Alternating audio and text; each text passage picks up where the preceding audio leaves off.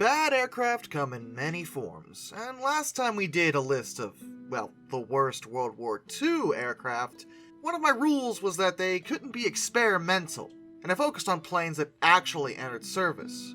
But there are plenty of experimental aircraft to talk about when it comes to World War II, and many of them were bad. Now, you can forgive them at least a little bit, because they're experimental, and that means they were just testing them out to see what worked. So if there's a bad experimental plane, it's like, yeah, but they never actually put that in the war zone, right? Well, couple things. First of all, I did still want to talk about these, as they're still interesting, and they were still pretty bad, experimental or not. And for two, a couple of these actually did sort of enter service, but in very small numbers. I gave them a pass because it was so few that they might as well have just been experiments. And frankly, they should have remained that way given how bad they were. The other rule I put for myself for this list is that each of these bad ideas has to actually be a physical airplane that was literally flown. So no concepts on this list that could or probably would be bad. These are 5 of the worst planes of World War II. Experimental Edition.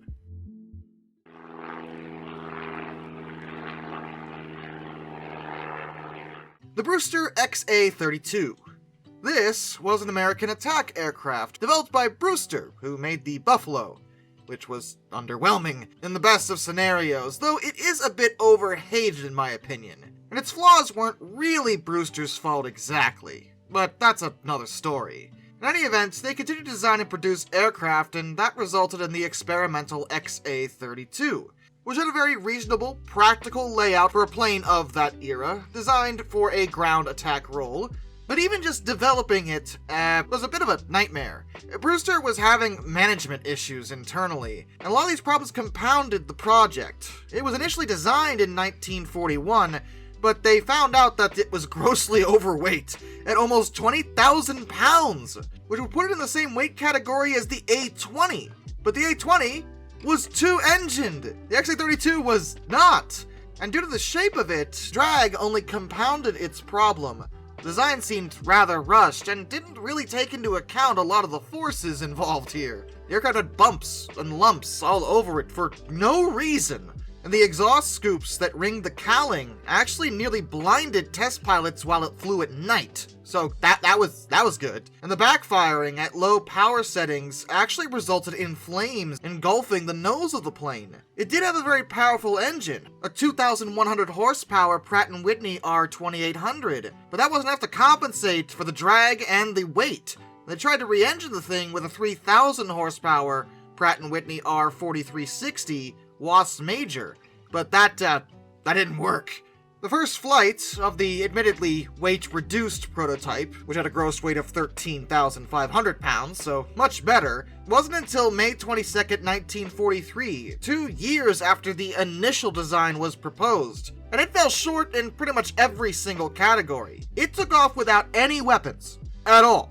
And despite this, it could only reach 279 miles per hour, which by that point in the war was utterly disgusting. That's a speed that would be nearly unacceptable at full load, let alone empty. The only decent thing test pilots could say about it is that they did handle well in the air, so they weren't unpleasant to fly. But as soon as they tested it with weapons as well as external stores, oh, that was a bad idea. Performance dropped very drastically, and the external stores disturbed the airflow, which caused severe buffeting at top speed. The project had been handled so poorly that Brewster drew the ire of Congress, and they would wind up leaving the aircraft manufacturing business altogether. Only 2 prototypes were ever constructed, both of which wound up being scrapped.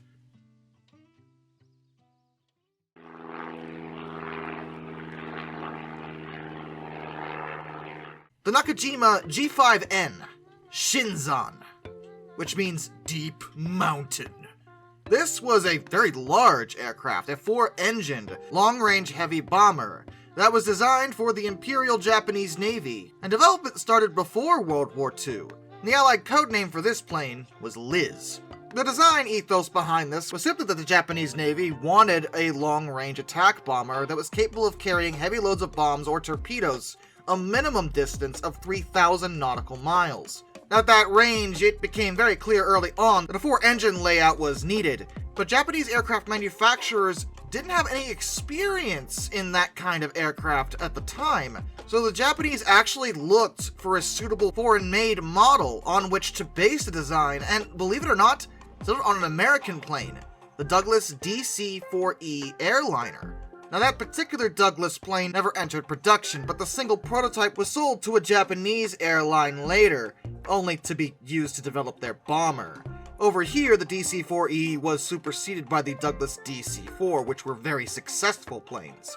The Japanese decided to reverse engineer much of what they found within the DC-4E.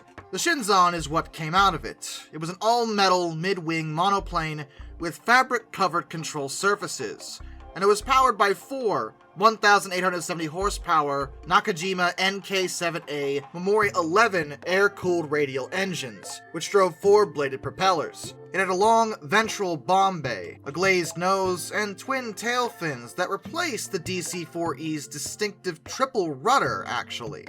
The Shinzan, however, did retain the DC-4E's retractable tricycle undercarriage, as well as the original wing form and power plant arrangement. Defensive armament consisted of 2 20mm Type 99 Model 1 cannons, plus a single-mount hand-operated 7.7mm Type 92 machine gun on the nose, ventral, and waist positions. The first prototype, known as the G5N1, would fly on April 8, 1941, but the performance was not good at all. And that was because, frankly, the aircraft was too heavy, and the Memori engines were kind of terrible. They were known to have reliability issues, and the design was complex. Even with reverse engineering a Douglas plane, they had trouble with it. Plus, remember, the DC-4E had been rejected. Douglas did not utilize that design. They developed the DC-4 instead. So they were reverse engineering a plane that America didn't even want. They tried to salvage the project later, as 2 additional versions of it were fitted with 1,530 horsepower Mitsubishi Mk4B12 Kasai engines, and those planes were redesignated G5N2. But the problem here was that the Kasais were more reliable, which was good. They weren't as powerful as the Memori 11s, which meant that the planes were even more underpowered, and development on the type was halted entirely. They still wound up using the prototypes, however, in very limited fashion. Of the 6 total, 4 were used as long-range Navy transports, which is when the Allies started calling them Liz, and they thought it was going to be used as a bomber, but they never wound up fulfilling that role, even though that's what they were meant for. Even as a transport, they were pretty gross, but Japan had to use whatever they had as the war dragged on. In the end, though, the Shinzan was not considered a success in any way.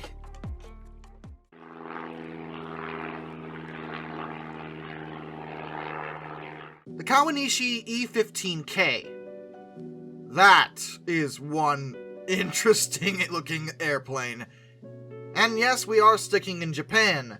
The E-15K Shiun, which means Violet Cloud. Very dramatic, I know. Was a single-engined reconnaissance float plane. The Allied reporting name for this one was Norm, and 15 would wind up being built, even though that was probably a really bad idea in retrospect.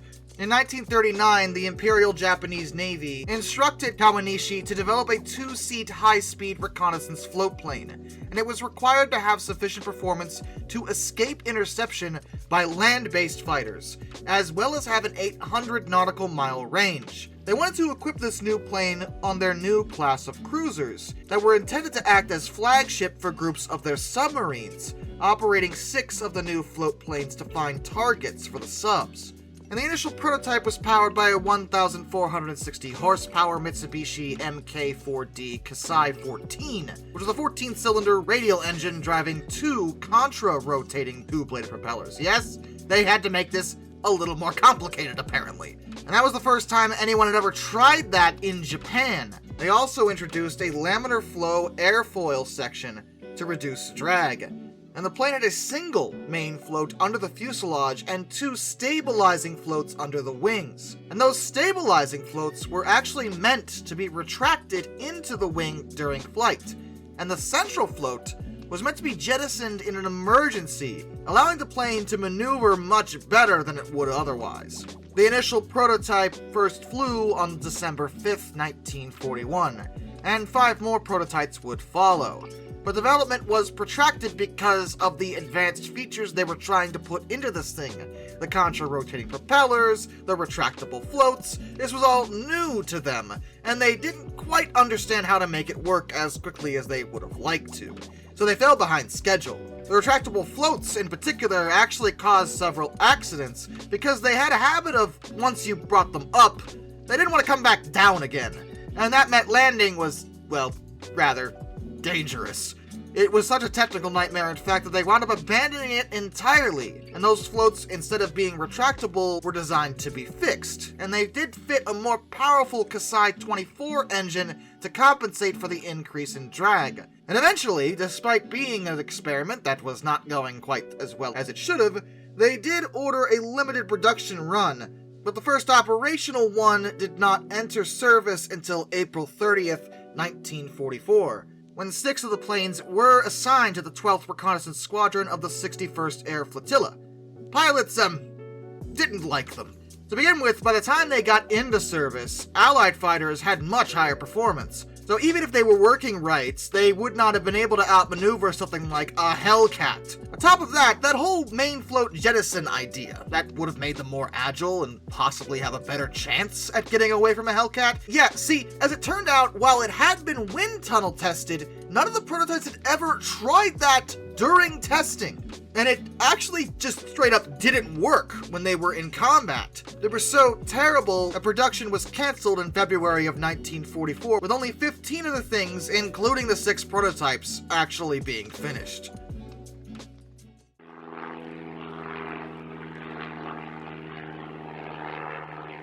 The Bell YFM-1 Airacuda.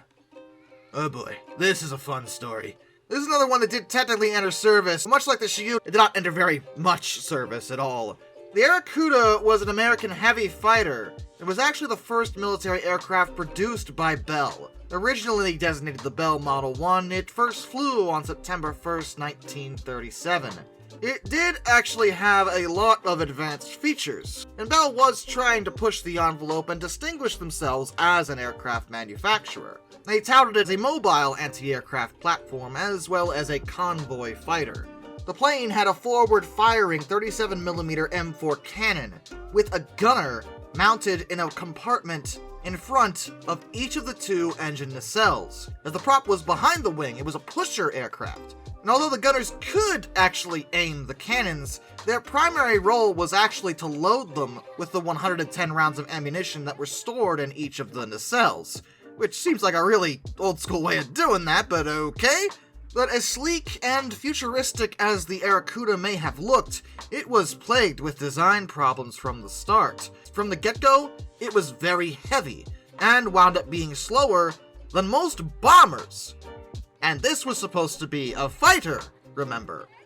You see the problem here? It wasn't very maneuverable either, so it wasn't able to dogfight. And while it could carry bombs, it was only 600 pounds of those, so that was of little use in the grand scheme of things. And the cannon placement in the nacelles meant that they had a habit of filling the nacelles with smoke. And everyone kind of wondered how the gunners were gonna escape in the event of an emergency. And it was planned that explosive bolts on the propellers would be used to jettison them if the gunners had to bail out. But the 37mm M4s weren't even very good in this particular role. They had low muzzle velocity, so that made them very difficult to use in the air from the get-go. And their engines. Let's talk about those. These things use Allison V171041 engines, and those were actually very good engines. They were fairly reliable and powerful enough for most purposes, but not in this situation. Remember, the Airacuda is a pusher, meaning that there is no prop wash blowing over the engines since they're mounted in the front. As a result, the Allisons had a habit of overheating all the time, especially on the ground. If they were just idling, there was no air flowing over them, and they would overheat alarmingly fast, to the point that the aircraft actually had to be towed to and from the runway. They couldn't taxi by themselves, otherwise the engines would get too hot. They would in fact only even start them when the Airacuda could take off immediately, and even when they were in the air, it wasn't unusual for them to overheat when that was happening too. They were also designed to use turbo supercharging to enhance the power of the engines, but they were plagued with very temperamental turbo regulators that liked to backfire a lot, to the point that they would straight up explode. And flight tests showed that the Airacuda actually couldn't be controlled with only one engine, as that would cause them to go into an immediate spin, which, no, multiple engine craft usually can go on one engine. The Airacuda could not at all. And they had stability issues with their pitch, and that had to be corrected by reducing power, which is generally the opposite you want in the middle of a battle situation. They also had extremely complicated electrical systems that were prone to, again, more malfunctions. And in fact, the Airacuda is the only aircraft ever built to rely solely on an independent auxiliary power unit, or APU, to power both engine fuel pumps, as well as every single electrical system in the aircraft. Generally, some of these systems were actually powered by the aircraft's engines, like a normal plane. But the Airacuda didn't work like that. It was powered by the single generator, which had its own supercharger, which was located in the belly of the aircraft. In the event of a failure, which happened a lot, the crew was instructed to begin immediate emergency restart procedures, since pretty much everything involving the plane would shut down if that happened. And I mean that. When the APU shut off, the pilot had no fuel pressure, no vacuum, no hydraulic pressure, no gear, no flaps, and no engines. Because, why not? It was not the smartest of setups, and this compounded to make the Airacuda not really the best plane in pretty much any capacity. It did, technically, briefly wind up in some level of service. They did produce one fully operational Airacuda squadron, and they operated from 1938 until 1940. Funds were actually appropriated to purchase 2 more groups of Airacudas, but they were never released to actually do that. And the production models weren't really any better than the prototypes. They still gained a reputation as hangar queens because of all their issues. And to be fair, most pilots didn't even want to fly them to begin with because they were a nightmare. Generally, they were only flown for photo opportunities because they looked really cool and really showy. But in practice, they were horrible. And they stopped being used entirely by 1942, all of them being scrapped. Which I actually think is a big shame because, yeah, they were trash, but they do look cool. It would have been nice to have at least one in a museum just to look at it. Just to see this weird thing, The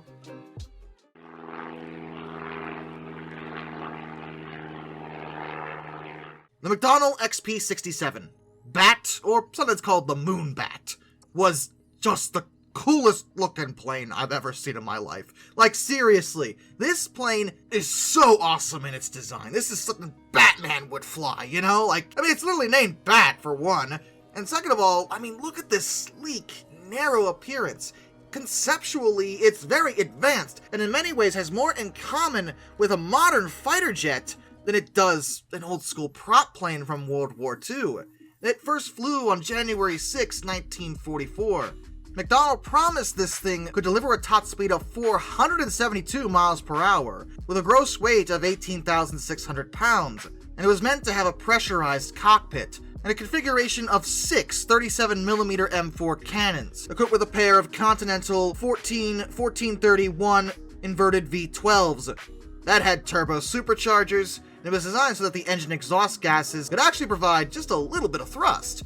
However, McDonnell was pushing the envelope yet again, and that's good and all, but this design demanded that the skin of the aircraft be perfectly smooth and precisely shaped to maintain the laminar flow characteristics it was utilizing. And that meant they had to develop completely new construction techniques. Wind tunnel tests actually did discover problems with engine cooling airflow, and they never really fully resolved that. They also had trouble getting the engine in the first place, as wartime production demands hampered Continental's efforts to get McDonnell a running version of the then experimental 1430.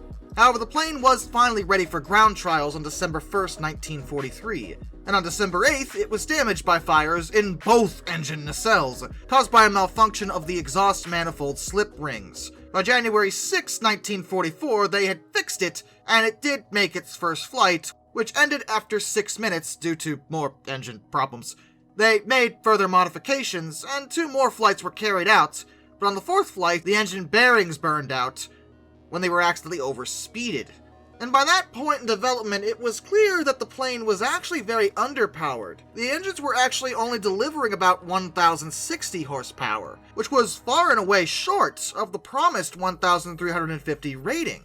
This was so irritating that Jim McDonnell himself, the founder of McDonnell, mind you, campaigned to replace the engines, but the Army rejected the proposal, demanding more testing of the existing design instead. Flight trials restarted on March 23, 1944, and U.S. Army Air Force pilots finally got to fly it. They found the cockpit layout fine, and ground handling very good, but it was, again, under power, and it had a poor rate of climb, slow acceleration, and a very long takeoff roll, especially when operating on only one engine, which, yeah, again, underpowered, we got that. Another problem, however, had to do with handling. The flight characteristics of the plane were very good in gentle maneuvers, but the plane really liked to Dutch roll, which is alarming at best. Also, as it approached stall speed, it began to buffet, and felt tail-heavy in fast turns, and its nose liked to tuck upwards during the stall. The problems were actually serious enough that the test pilots actually refused to test its spin characteristics, fearing that they might not be able to get out of one. This bizarre behavior of the plane has actually been attributed to advanced aerodynamic principles that were not fully counteracted until electronic stability controls showed up years later. I wasn't kidding when the plane, in many ways, from a design standpoint, has more in common with a modern fighter. But that comes at a cost. It requires a delicate hand of some, well, extra tools to make sure it can stay in the air. And those just weren't available at the time. Final flight test reports were generally positive, though, but the thing was eventually deemed inferior to existing types, like the P-51 Mustang. Then on September 6, 1944, the starboard engine caught fire during a flight. The test pilot had to take it in for an emergency landing. He tried to park the aircraft into the wind to blow the flames away from the airframe, but the starboard main landing gear brakes failed at this point, and that pivoted the plane so the flames blew directly towards the fuselage. The test pilot, E.E. Elliott, did get out safely, but the fire completely destroyed the fuselage, engine, nacelle, and the starboard wing, deeming the XP-67 a total loss. And though they were working on a second prototype, it was only 15% complete at the time. Army leaders reevaluated the whole program and decided on September 13th that it offered no significant advantages over existing fighters they had. So it was cancelled, which is a real sad end for this one because, yeah, it didn't work, but my goodness does it look cool. Like, look at it! Look at it! It's so cool, you guys! It's terrible, but it's so cool! Why? Why couldn't you have been better? And with that, a special thank you to all my underwater train finders, Some Dude 267, Orange Glass, Benjamin Owens, Panzer Kitson 131-232, and Zach A1, Arthur Roy, Tommy Rossini, Brian, Jack Curses Row of Videos, Lord Off 444, Mark Holding, Murder Jones Doll, A Person 723, DM Trouble Typhoon, Roll at the 2860, Isurfer 1405, Charles Kwiatkowski, Matt Weaver, Tom Redlion, Ennis Productions 8104, Hannah Bird, Hendrick Motorsports Fan 5, Wheeljack 8401, Rescues Greyhounds, The Baxter, Caleb Crosswhite, Ohio Trucker 1, Joshua Long, Andrew Bowen, Josh Johnson, Hayden DeGrow, Caleb Rainwaters, Prez Drenton, Master of None, Arizona Hot Rail, Liam Wright, Mr. Sleepy, Dr. Racist 78, Travis Stalinsky, and Jared Brussel. Till next time, this is Darkness, and I bid you all a fond farewell.